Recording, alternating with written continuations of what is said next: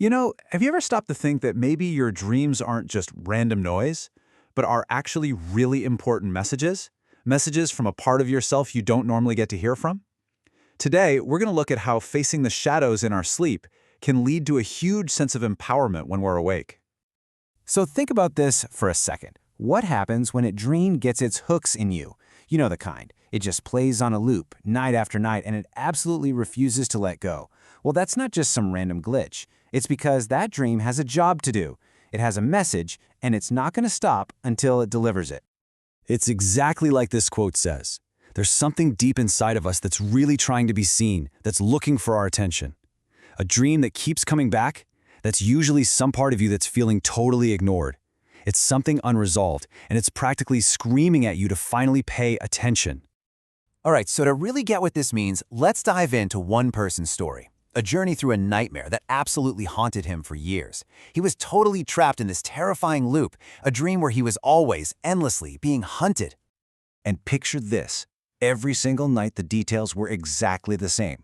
4 shadowy men chasing him through this dusty, confusing city that felt like a maze. You can just imagine the feeling, right? The total exhaustion, your heart just hammering in your chest, that pure, raw fear. And every single time, the dream ended the exact same way. They'd catch him, they'd shoot him, and he'd die. And get this, the way he talks about that moment is just, wow. In the dream, dying wasn't some abstract thing, he felt it. It was a physical feeling, a hot, white, just searing pain. He felt it so clearly, even though he'd never actually been shot in real life. That just goes to show you how incredibly real and powerful these messages from our subconscious can be. But then, after all those years of running, one night, something just snapped. He'd had enough. He was done. This was the night he decided he was going to turn around and finally confront whatever it was that was chasing him. And this was the moment. I mean, it's so raw, right? So defiant. This is that exact moment. He goes from being the victim to taking charge. It's the shift from this is happening to me to I'm going to do something about this. He just drew a line in the sand and said, nope, not anymore.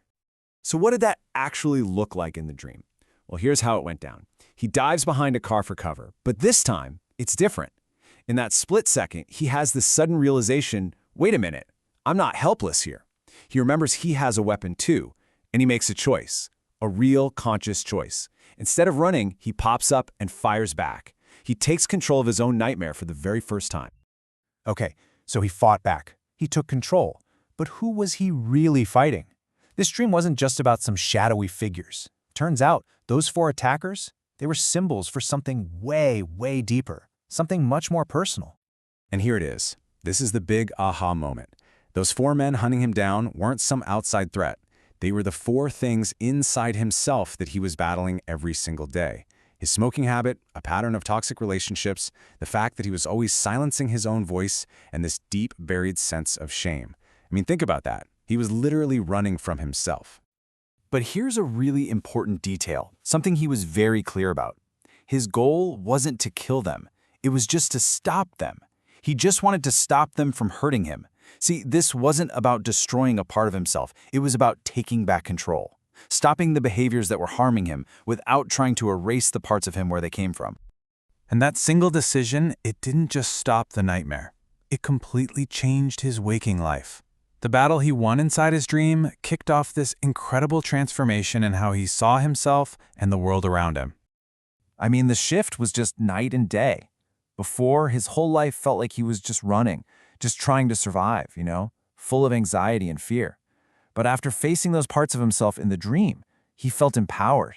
He went from just surviving to actually living. He found this new certainty, this new richness in his life.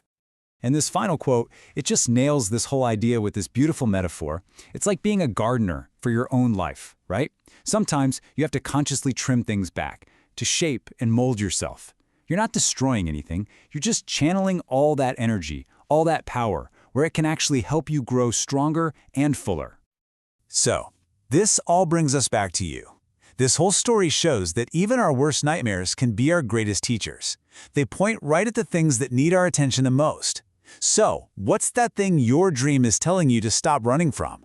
And just imagine, what could happen if you finally decided to stop, turn around, and face it?